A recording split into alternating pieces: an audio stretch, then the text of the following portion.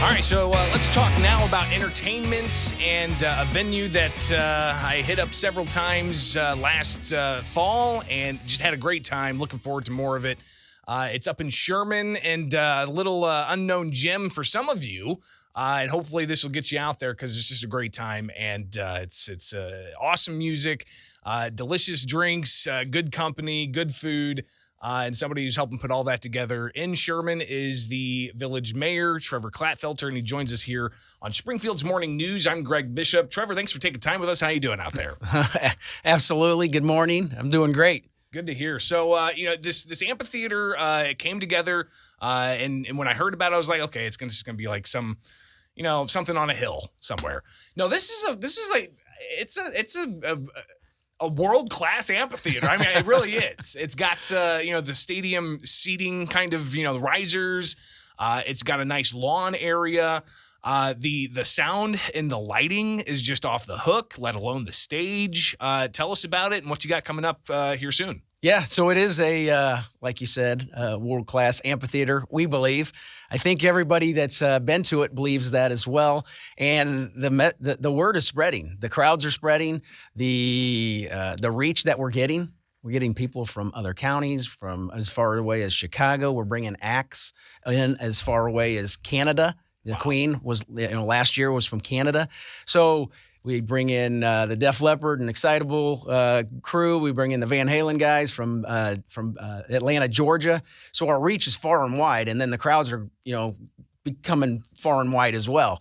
It's just a great venue. It came about. It's designed after the Minnesota Vikings stadium. I like throwing that out there, since all of the board members are Bears fans, and that was a big practical joke that was played on them. That's funny. But no, we had everything from the acoustics in mind to what would be the best for the venue. Yeah. And so we didn't put the seating in, but we do have the tiered steps, like you said, in the bowl, so that you can bring your lawn chair. If we want to add seating, it's always a possibility if we do a bigger name act and we do a ticketed sale. But we keep those costs down. We want anybody to be able to get out there, especially with inflation these days. No a kidding. $10 nominal entry fee. Yeah. Best drinks, like you said.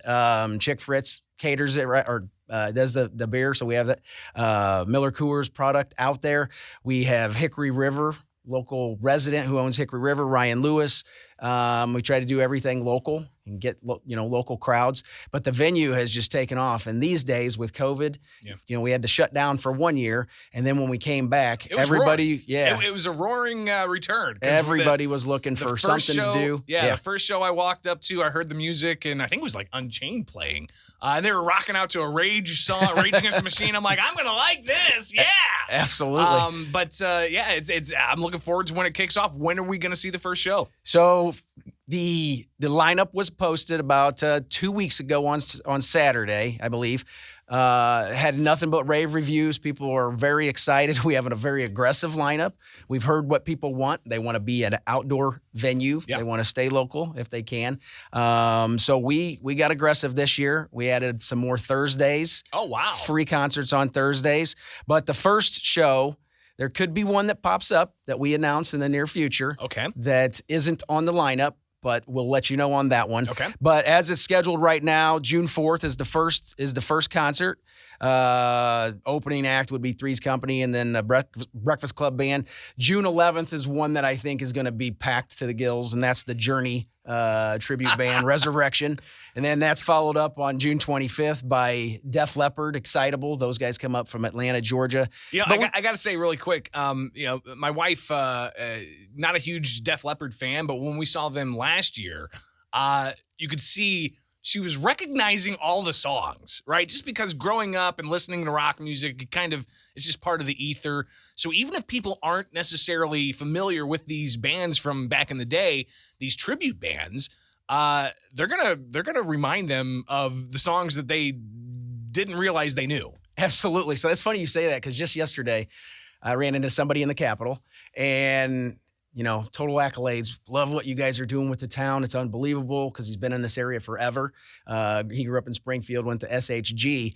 But we started talking about the bands, and I started talking about, we bring in a lot of tribute acts. Right. But the funny thing is if you bring in the actual name nowadays, chances are they're not as good as they once were. Mhm. And the guys that are doing it now are much more energetic. Oh, sure, no. And doing it better than they did it. You know what I mean? That's a great point, because if you have seen lately some Def Leppard clips of them live, it's just not pretty. It's Vince Neil, please just go ahead and retire. I mean, it's all right. You've made enough money, you can go ahead and retire, but you're getting quality performers with these tribute bands. Absolutely.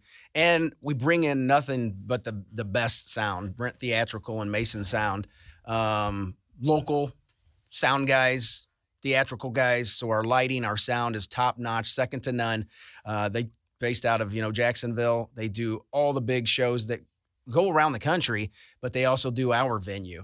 And that's what we want. We want good sound. We don't skimp on the sound. We pay a little bit more for the better sound. Yeah. One show we stepped it down to see what it was like for lesser sound. Sure. And immediate was like, that's good, but we want great. Yeah. And so we went right back up to that. We still keep our costs. Revenues flow. It's cash flowing. The alcohol sales and beverage sales, they support the venue as well. Yeah. The food goes to the local vendor. So it's just great. And we have tons and it's of free parking too, right? Free parking, yes. And there's a huge field out there, easy to get to, easy to park. You've got parking attendants putting people where they need to go. I didn't take account myself. How many people are showing up to these things? Oh, on a given weekend, 1,000 people. Wow. I mean, we've had more than that, but on average, I'd say 800 to 1,000. But it's growing. It started off maybe the 500-600 range, and then it just keeps going and going and going. And I actually missed one of the shows last year. That was the AC/DC. Oh, that was a good show, man. Guns N' Roses one. Yeah. I was up in Chicago for mayoral stuff. Sure. And missed it. We ran out of wristbands. We ran out of ticket, all kinds of stuff. So we were improvising, adapting, and overcoming for that show. Well, and we see here, again, we kind of just partially went through some of the lineup, and people can find this full lineup at the Village of Sherman's Facebook page, I imagine, and elsewhere.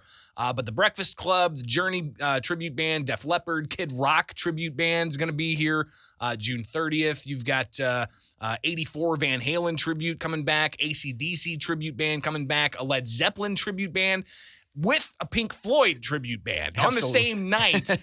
That's going to be huge. I'm looking forward to that one. But this is just a collection of the different types of bands.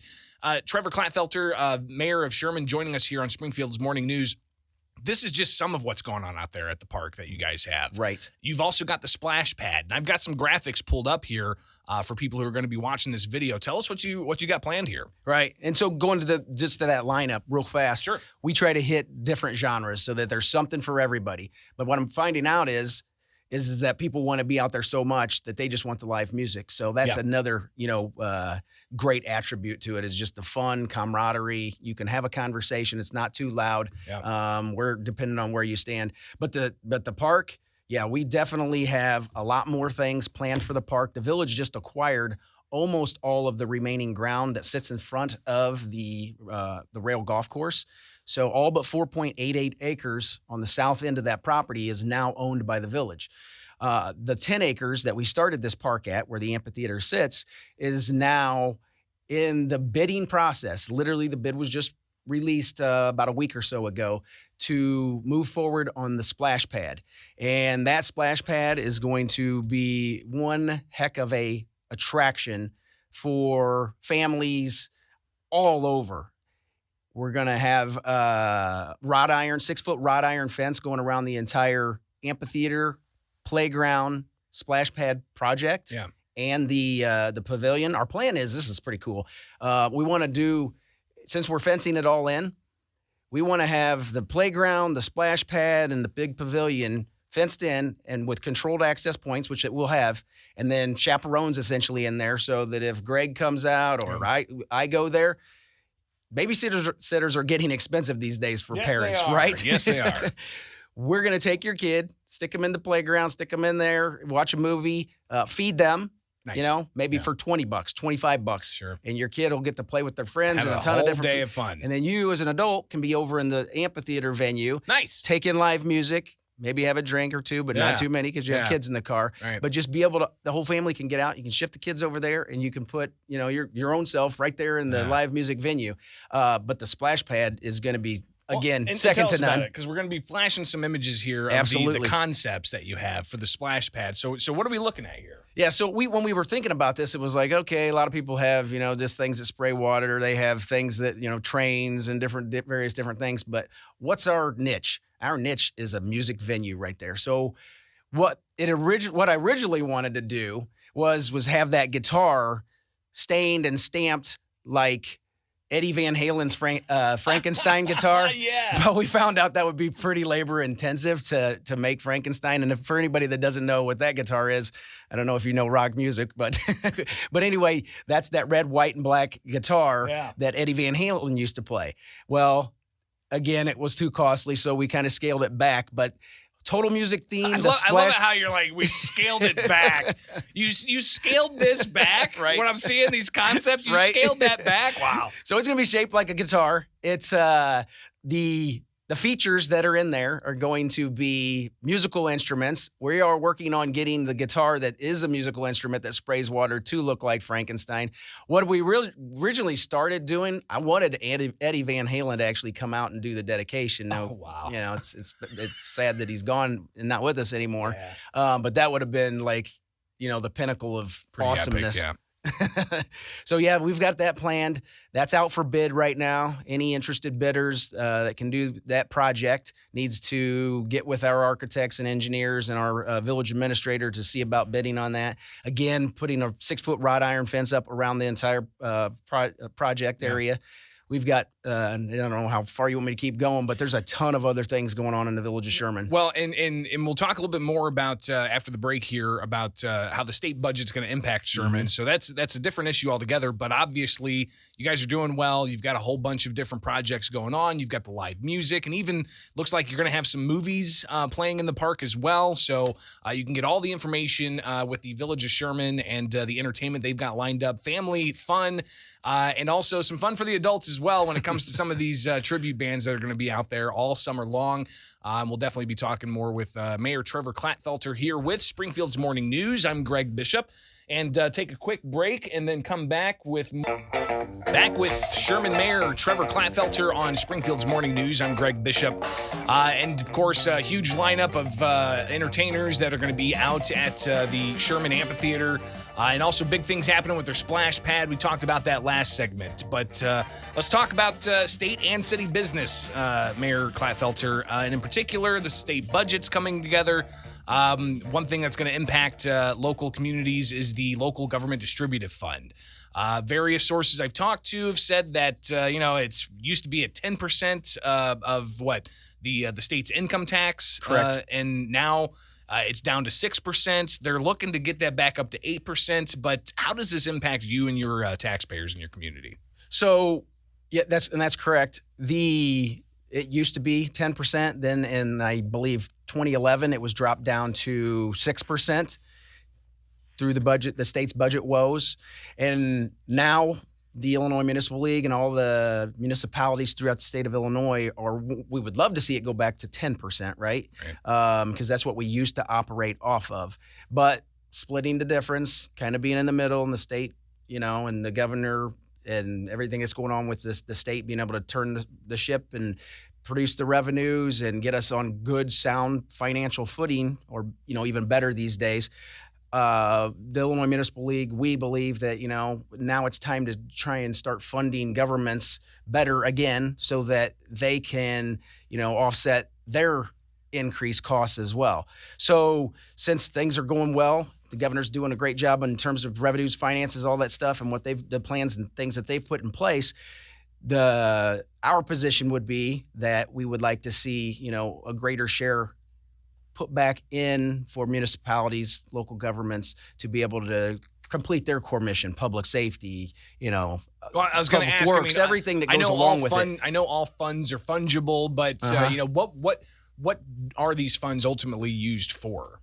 So those funds that come in through LGDF go right into our general revenue fund. They can be used for anything. We can hire police officers. We can hire a new public works employee. We can plow roads, buy a new squad car, do whatever the need of the municipality that their, city council deems the need. So that's why it's so vitally important for municipalities to be able to have that. They help hold down property taxes. So that, I mean, you have to have revenue in order to run a business. You have to have revenue in order to run a town. How do you get revenue? You have to have revenue sources, right? Whether it's a sales tax, a property tax, whatever the tax essentially is.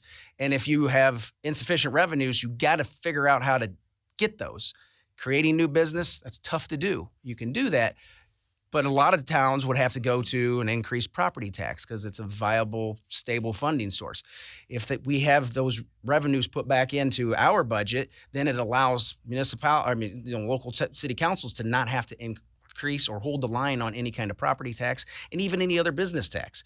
So it's super important to try and get that back as we climb out of the hole that the state was once in. And my previous work at the Commission on Government Forecasting and Accountability, I've seen those revenues for a better part of my professional life. But to get these additional revenues for the Village of Sherman would be huge. We just had to do did a $2 million bond referendum a couple years ago in order to put in infrastructure. It's literally been bid. We're going out. The work is going to be performed this year. So we have it's right at $1.9 million in 30 seconds. Mill and road overlays coming up here very quickly. So we had to go out and issue a bond in order to get that infrastructure done. Any new revenues that come into our budget is going to help the town and help the citizens of that town. And everything is based on per capita funding too. So getting the LGDF going to help you guys keep your taxes lower, and we'll see if we can get that increased in the years ahead. Trevor Clatfelter, Mayor of Sherman, thank you so much for taking time this morning. Absolutely, thank you. From the Fly SPI studio, take the easy way out. WMAY